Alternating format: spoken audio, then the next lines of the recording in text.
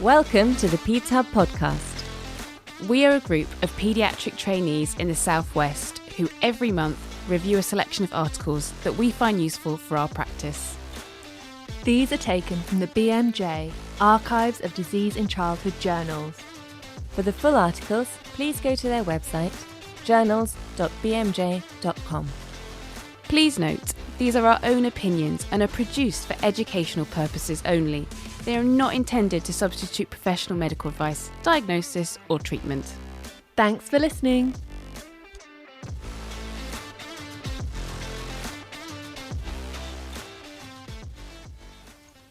Hi there, my name's Tom and I'm an ST7 Peds Reg, currently working at the Bristol Children's Hospital. Today I'm going to go through a piece of original research from May 2022's edition of the Archives. The paper is titled, "Is the NICE traffic light system fit for purpose for children presenting with undifferentiated acute illness in primary care?"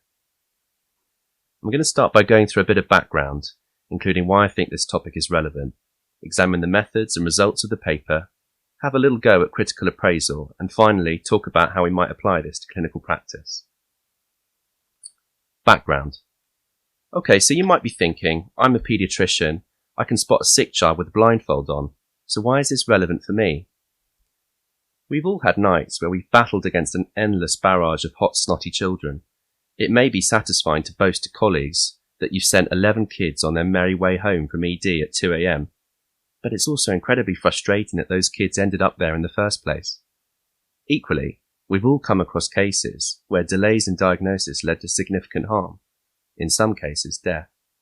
It's easy to berate a GP for not referring in that 5-month-old that you proudly diagnosed with incomplete Kawasaki, or that 2-year-old with complications from pneumococcal meningitis, whose parents were repeatedly told, "It's just a virus," prior to being admitted to hospital. But we all know that in GP land, striking this balance can be even more tricky. So, this is about applying a filter, separating those kids with SBIs, call them true sickies, from those with minor illness, and let's call them false sickies. Provided you've not missed any true sickies, you accept that there are always going to be a few false sickies that creep through. In other words, it's a risk screening tool, where, like any screen, sensitivity is more important than specificity. We'll come back to the sensitivity and specificity thing in a moment. In this case, the tool relies upon a careful list of indicators of serious disease, which enables us to rule in sepsis and rule out minor illnesses such as a common cold with ease. The central clinical question here is, what are the most useful features to help us differentiate SBIs from minor illness, and how can these be used in practice? By SBI, of course, we mean serious bacterial infection, so not just sepsis but also meningitis, UTI, pneumonia, and other invasive bacterial diseases such as osteomyelitis. In 2007, the NICE traffic light system was established to answer this.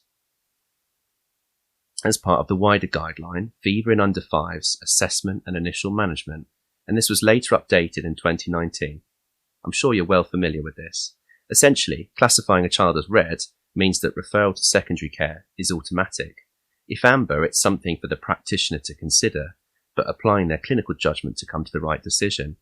Green cases are deemed low risk and therefore safely managed in primary care. This system is rooted in the Yale Observation Scale, and the indicators are all, to a greater or lesser extent, evidence-based differentiators of serious illness. Seeing as it's central to understanding this study, let's just take a really quick look at the traffic light system. If you'd like to refresh your knowledge of this, feel free to hit pause and pull it up online by typing NICE 2019 traffic light table into your favourite search engine. Of course, there are the 3 columns, green, amber and red, and each row corresponds to a different body system, starting with the general colour of the child, and then working down through activity level, airway and breathing, circulation and hydration, and finally, other. And this last one includes some red features that we might put into our disability assessment under normal clinical circumstances, such as epileptic seizures and bulging fontanelle. But it also includes age-appropriate upper limit temperature thresholds. And in this way, the under 3-month-old with a temperature of 38 degrees is automatically classified as red, whereas an infant of 3 to 6 months with a temperature of 39 or above is automatically classified as amber, kids with a fever for 5 or more days are also automatically amber. So the thing to bear in mind with this table is that it is designed to help triage any child between 0 to 5 years who presents with a fever. You only need one red feature to be classified as red, and likewise for amber. But has this tool been validated in clinical practice? This study is the first to look at applying the NICE traffic light system to under 5s presenting to GP, a population which we would assume to have a lower proportion of SBIs than those presenting to hospital. In terms of validating its use in primary care, NICE rolled out a survey of 157 consultations in a UK GP practice, identifying 31 cases with amber features, but 0 cases with red features. But that's pretty much the extent of its validation till now. Now, there are 2 important studies which have looked at the screening tool in a children's ED setting. An Australian study by Dean Williams in 2013 performed a retrospective analysis of the presenting features of just over 15,000 under 5s presenting to children's ED. And they found that a moderate sensitivity of 86% and a low specificity of 28% for detecting SBIs when applying the amber and red traffic lights to children with undifferentiated fever. They showed that routine urine dipstick for leukocyte esterase or nitrites increased the sensitivity to 92%, although interestingly reduced the specificity for SBIs down to 22%. This is similar to previous results shown by an Oxford study of 700 children by Thompson et al. In 2009, based in children's ED again, and this found 85% sensitivity and 29% specificity. These results indicate that around 15% of kids who have SBIs in hospital will not be picked up using the traffic light system alone, and they suggest a role for a combination of vital signs and triage features, which we'll come back to later. So this study seeks to ascertain the proportion of children with acutely undifferentiated illness in primary care who fit into red, amber or green categories of the NICE traffic light system. Study methods. How did the authors go about this? This was a secondary analysis of 7,000 under 5s from the DUTY study. DUTY, Diagnosis of UTI in Young Children, was a multi-centre prospective cohort study run in 2010 to 2012, which recruited 95% of their participants from GPs, with the remaining 5% from comprising attendance at walk-in centres and emergency departments. The goal of that study was to identify the main clinical features of UTI in younger kids. So kids with an acutely undifferentiated illness were included, provided that they had either urinary symptoms or at least one constitutional symptom of UTI. Lethargy, malaise, vomiting, irritability, poor feeding, or failure to thrive. Those with a recent history of trauma and chronic illness of more than 28 days duration, as well as those with a recent course of antibiotics, a past medical history of immunodeficiency, or known bladder problems, were also excluded. For the purpose of secondary analysis used in this study, the 5% who presented to walk-ins and EDs were further excluded, so that this population represented GP attendances only. Before analysis, the DUTY study clinical variables were matched to the NICE traffic light signs and symptoms. For example, the NICE sign, no response to social cues, was mapped to DUTY, child not themselves. They had 4 clinicians mapping all of these signs and symptoms, and all 4 needed to agree for each variable to be matched. In fact, just over a third, that is 16 out of 45 NICE traffic light signs and symptoms could not be matched with a DUTY variable. Some which were matched were a little dubious, and we'll come back to that in the critical appraisal. For the purpose of sensitivity analysis, they decided to have more stringent criteria, requiring 2 variables from each colour category before they were classified as that colour, rather than just the one. IBM statistics software was used to analyse the data, and logistic regression models used to examine the association between traffic light category and antibiotic treatment, as well as the same-day referral to hospital. Results. So just over 2,000 out of 7,000 children, 32%, had at least one red flag sign or symptom, 62% had at least one amber, and only 6% were green. So it's perhaps surprising that, of the children with at least one red symptom or sign, only 1.6% were referred for same-day assessment. Of children classified as green, only 0.3% were referred for same-day assessment. The sensitivity analysis, which we talked about before, where the threshold for being classified as a red case required at least 2 red indicators, nonetheless identified 6% of children as red and 50% as amber. And this is clearly a lot higher than the figures in the NICE survey. Is it worrying or reassuring that only 1.6% of red cases were referred in? This leads us on to questioning the data. Appraisal. So let's put this one through the ringer. The major issue with this study is the reliance on secondary data, as the duty study population, those with acutely undifferentiated clinical features associated with UTI, was different to the terms of reference for the NICE traffic light filter, which is designed for undifferentiated febrile under 5s. It is understandable why this was done, as it's far easier in practice to pull data from an existing data set, but just over a third of the NICE features couldn't be mapped, which related mainly to orthopaedic and neurological features. Selecting the patient group more broadly, based on age and presence of fever, not whether they had certain features associated with UTI, would have been perhaps a better way to answer the question of how well the NICE traffic lights differentiates between SBIs and minor illness in a febrile child, in a GP child population. The authors concede that whilst their data was secondary, the primary data was collected prospectively, and therefore participation in individual cases may have been affected by the severity of the illness. Other issues relate to the technicalities of how NICE criteria were mapped to the duty criteria. Some agreed matches were reasonable, such as normal colour in the NICE criteria being matched with normal general appearance in the duty criteria. But others were a lot more tenuous, such as, and we've already mentioned this, no response to social cues in the NICE criteria and child not themselves in the duty criteria. And this is particularly important as it is a red indicator of the NICE traffic light system. So this arguably led to a massive overestimation of red cases, as a total of 1,007 cases, a whopping 47% of all kids classified as red in this study, had this indicator alone.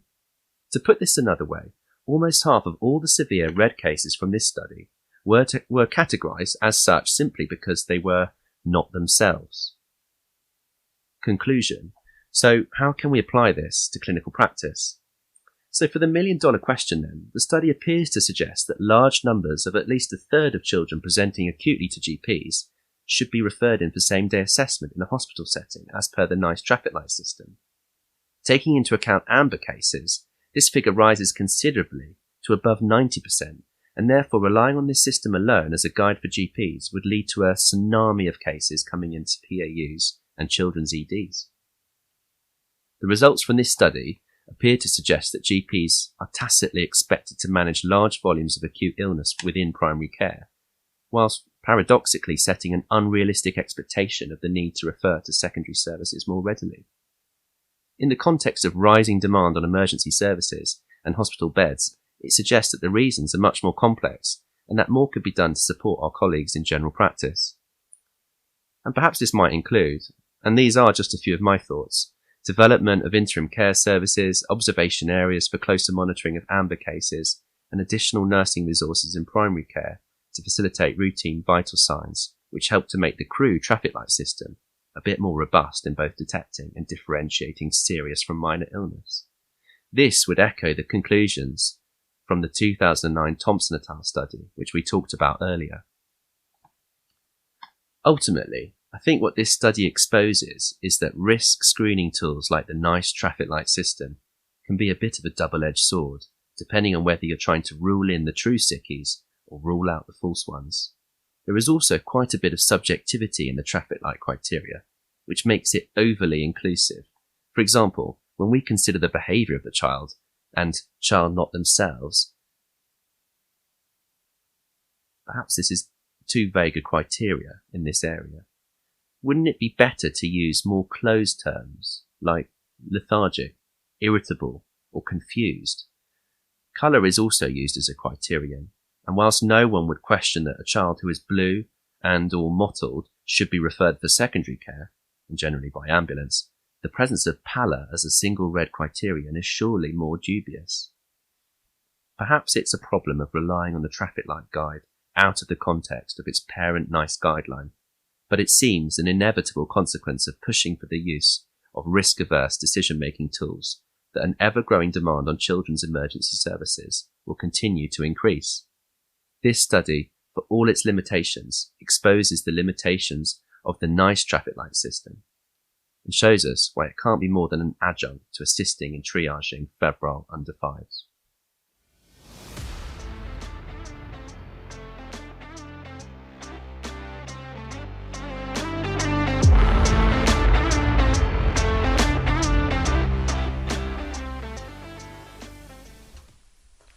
Hello, I'm Anthony Hopkins. I'm a registrar of a neonatal intensive care unit in Plymouth, and I'm going to talk a little bit about a study by Dr. Leah Yee et al. From Children's Hospital of Los Angeles called Neonates with Mild Hypoxic-Ischaemic Encephalopathy Receiving Supportive Care versus Therapeutic Hypothermia in California. I chose this study because it's a decision I personally find extremely challenging.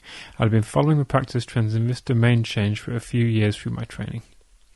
To recap a little, I'm sure we're all familiar with the well-established treatment of 72 hours controlled hypothermia started within 6 hours of birth for those infants with suspected moderate or severe hypoxic ischemic injury, which has become standard of care in high-resource healthcare systems over the last 15 years. The goal of cooling is the reduction of death and long-term neurodisability for an illness which until recently we were unable to treat. In the UK, the decision to cool has been guided by a set of criteria derived from the Toby study, which I think are worth revisiting before we set off on this paper. As I'm sure everyone remembers, the process is divided into two parts. Criteria A identifies the risk of an acute hypoxic event by the presence of any one factor from a pH below 7 or a base excess greater than 16 from any blood sample within 60 minutes of birth, or an APGAR score below 5 at 10 minutes, or the need for resuscitation at 10 minutes after birth. Criteria B is designed to detect moderate or severe encephalopathy by the presence of seizures, an altered state of consciousness such as a reduced response to stimulation, an abnormally low tone, or abnormal or absent primitive reflexes. Internationally, guidelines are very similar, although not identical, and often supplemented by additional data. This might include the presence of an acute event, such as an abruption, which would indicate acute rather than chronic hypoxic insult, or blood tests like renal function, liver enzymes, or CK or LDH, which support the diagnosis of a multi-system ischemic event. Others, like in Southwest England's Criteria C, use a period of observation with amplitude-integrated electroencephalography, brackets AEEG, close brackets, which might also be called CFM, in order to differentiate those babies with mild or moderate hypoxic ischemic injury who might benefit from cooling. Although these guidelines sound very clear-cut, they remain an area of heated discussion as the cooling decision is time-critical and often made using remote contact with a tertiary NICU. It is worth remembering that the Toby study was designed to detect those babies most likely to benefit from cooling, rather than all babies who might benefit from cooling, so the lower threshold of treatment remains a controversial area. Add to that, there are totally understandable concerns about litigation for those babies not cooled who go on to develop complications, which could potentially be attributed to hypoxic ischemia. So, to this study, opening with the objective. The authors wish to understand the short-term outcomes for babies born with mild hypoxic ischemic encephalopathy and to compare those who underwent therapeutic cooling with those who did not. Moving on to the methods, this is an observational study. In particular, it is a retrospective cohort analysis using a large existing database called the California Perinatal Quality Care Collaborative. The study included infants born between 2010 and 2018. Changes in practice over the 8-year study period were described, and short-term in-hospital associations between therapeutic hypothermia and supportive care were measured. So, it's pretty important to say from here that we aren't talking about how these babies do in the long run, with neurodevelopmental scores such as Bayley's, but it is giving us more information about the current situation in one American state in the time since therapeutic hypothermia was introduced as standard of care. In a novel move, E-values were used to indicate the presence of unobserved factors which might affect observational data, and we'll come back to those later. On to the population. 138 units contributed data, accounting for 95% of all NICU admissions in California. Vermont-Oxford network criteria were used to define mild HIE. To begin, all infants needed to have presence of encephalopathy within 72 hours of delivery, and in addition to have at least 3 from a list of arterial cord pH below 7, APGAR score below 5 at 5 minutes, evidence of multi-organ system dysfunction, fetal distress, diffuse or multifocal ischemia or cerebral edema within 7 days of birth on neuroimaging, or an abnormal electroencephalogram, plus the absence of any infectious etiology, congenital brain malformation, or metabolic disorder, which could explain the encephalopathy. You'll probably notice a few subtle differences already between these criteria and the Toby criteria, and in particular notice the presence of neuroimaging. They describe mild HIE to be those neonates that over the first 7 days of life were at worst alert or hyperalert, with normal arousal or exaggerated response to arousal. Look at this contrast to those at Toby criteria B, used to describe moderate and severe encephalopathy, defined by a reduced response to stimulation or reduced primitive reflexes. It is also worth thinking that these are criteria applied retrospectively to cases rather than prospectively. 1,364 children met the inclusion criteria. Of these, 1 was born at 34 to 35 weeks gestation, another at 35 to 36 weeks, whilst all the rest were greater than 36 weeks gestation. 967 babies received therapeutic hypothermia, whilst 397 did not. There were no significant differences between the two treatment groups in sex, ethnicity, or their risk for being small for gestational age. On to the results. The first really important finding is the increase in both the diagnosis of mild HIE and the use of therapeutic hypothermia over the study period, from 81 cases in 2010, of whom 46% received therapeutic cooling, to 205 cases in 2018, of whom 79% received therapeutic cooling, which adds to a larger body of work. This is a more frequently made diagnosis, possibly because the option of cooling is now available, whereas previously there are no treatment options available to neonatologists. The babies chosen for therapeutic hypothermia were more likely to have been intubated in the delivery room, to have received resuscitation adrenaline, to be receiving respiratory support outside of the delivery room, and to have a pneumothorax. 154 babies had a major congenital defect, of whom 79 received supportive care, while 75 had therapeutic hypothermia. This meant children with major congenital anomalies made up 20% of those in the supportive care group, compared to only 8% in the therapeutic hypothermia group. 48 babies in the supportive care group had surgery, of which 20 were feeding tubes and 2 were tracheostomies, compared to 33 babies in the therapeutic hypothermia group, of which 19 were feeding tubes and 3 were tracheostomies. The difference between these two groups gives us a p-value of less than 0.001. That's 4 decimal places. Neuroimaging was performed on 95% of the therapeutically cooled infants, compared to 66% of the supportive care group, with a p-value of less than 0.001. More crucially, seizures, either clinical or electrical, were documented in 24% of the therapeutic cooling group, compared to 31% of the supportive care group, with a p-value of 0.007. Finally, and importantly, we can see that 1% of the babies who received cooling died, compared to 3% of those who received supportive care only, with a p-value of 0.02.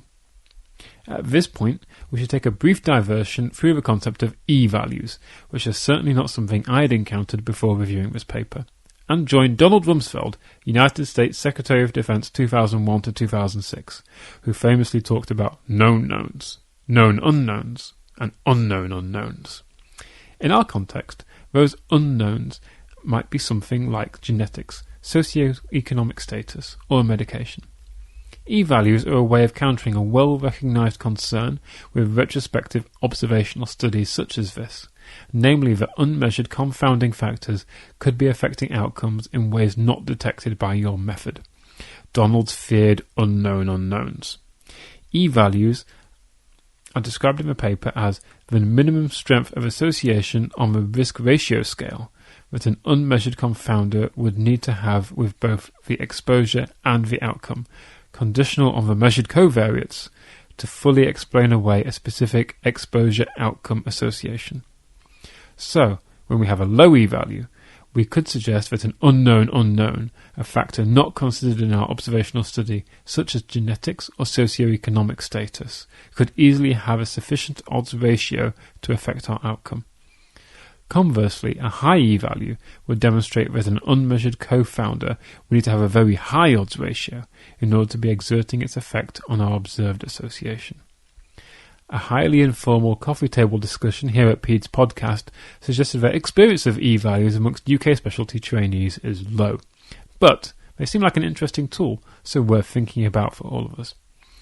In the paper's discussion, factors which the authors considered more likely to be significant associations with receiving therapeutic cooling on the grounds of high E-values included having been born by operative vaginal delivery, E-value 5.53, and the need for respiratory support beyond the delivery room, E-value 5.33. On the flip side, the associations between receiving therapeutic hypothermia and seizures, E-value 1.95, and caesarean section, E-value 1.65, were considered to be weaker and more likely to be confounded by some unknown variable on the basis of their lower E-value. The authors conclude with factors associated with death in infants with mild hypoxic-ischaemic encephalopathy. They are probably not surprising. Being small for gestational age, below 38 weeks gestation, having a major birth defect, requiring inhaled nitric oxide, and having a hospital-acquired infection were all associated with a higher risk of death, according to their very low p-values and very high e-values. So, moving on from results to discussion. I think the best way to discuss this paper is to put yourself in the shoes of that clinician trying to make a decision about therapeutic hypothermia. Imagine all the different scenarios that lead a child to have those clinical findings and blood gas findings, and the different ways that could turn out. This data represents all those possible characteristics, decisions, and outcomes. The paper is not really designed to tell us what to do when we meet those babies ourselves on the shop floor. For that, we need a prospective controlled trial, and hopefully that will come in time. To start with, the relationship between cooling and major congenital malformations. Given as this is frequently listed as an exclusion criteria in therapeutic hypothermia guidelines, it is surprising to me that 75 children in that category were cooled. This is an important follow-on into the results for surgery, which showed a strong association between supportive care and need for an operation, in particular to cite a gastrostomy or a tracheostomy. The paper doesn't tell us whether these are children with a malformation, which would indicate a feeding tube, such as a tracheoesophageal fistula or a congenital diaphragmatic hernia, or whether they are infants who might have benefited from cooling, who went on to have long-term feeding or respiratory difficulties and need those interventions. For a British audience, it's important to remember that the threshold for citing a gastrostomy or tracheostomy in most North American contexts is far, far lower than in the NHS. I agree with the author's suggestion that babies who require mechanical ventilation outside of the delivery room look sicker. I suppose by definition are sicker, and therefore clinicians who are on the fence about using cooling might come down on the side of intervention rather than supportive care from a simple end-of-the-bed impression. However, not discussed in this paper is the common practice of electively ventilating and sedating babies undergoing therapeutic hypothermia, which I'm not sure their study design would be able to discern.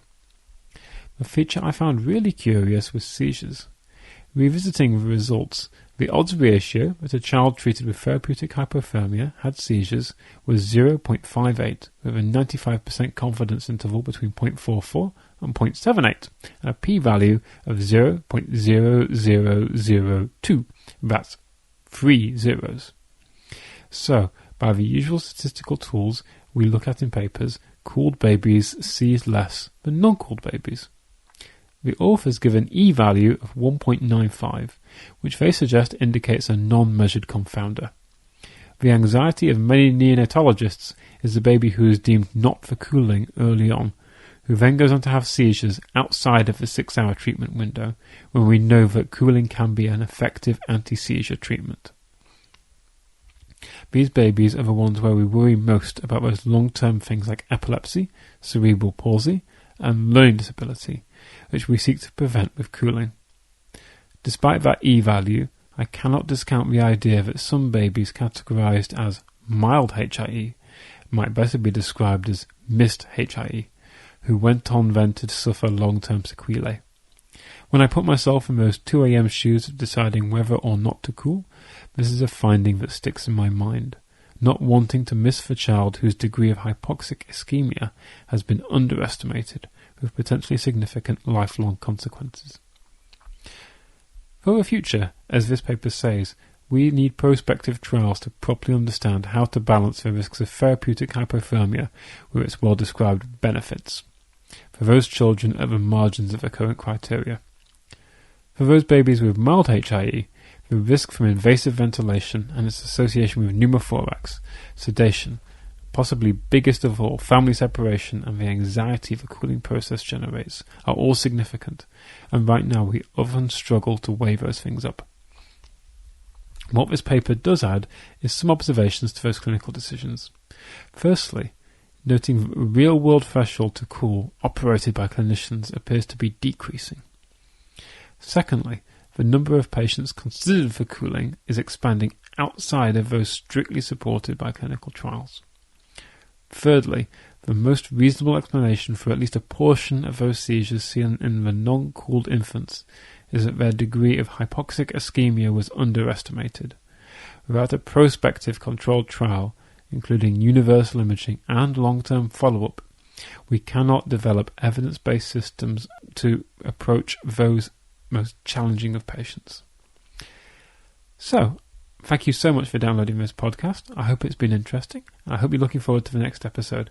See you again. Bye.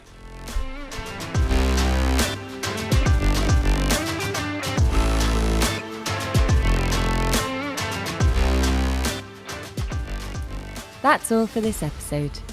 As always, if you have any questions or comments, please feel free to get in touch via our email address podcast@pedshub.co.uk or via the PedsHub website. Equally, if you'd like to get involved, we always welcome your voices, so please do get in touch. Thanks for listening.